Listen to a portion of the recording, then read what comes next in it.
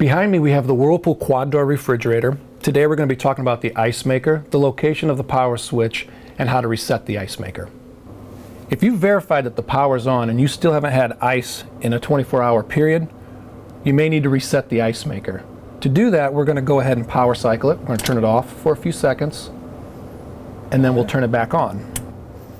I'm going to go ahead and grab some paper towels and place it underneath the ice maker to catch any water or ice that may be left in the ice tray. I'm going to use a pencil eraser to push the reset button. I'm going to push and hold for 5 seconds.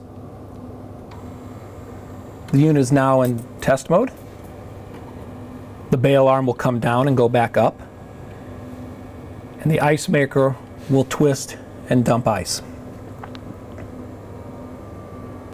There may be nothing in the ice tray when you reset the ice maker.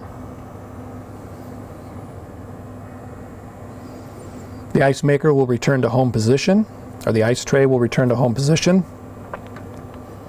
and the water valve will turn on 2 times and fill the ice tray. At this point, you should be able to hear and see water filling into the ice tray.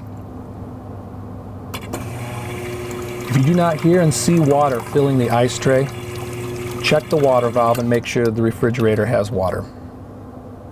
We're going to go ahead and put the ice tray back in.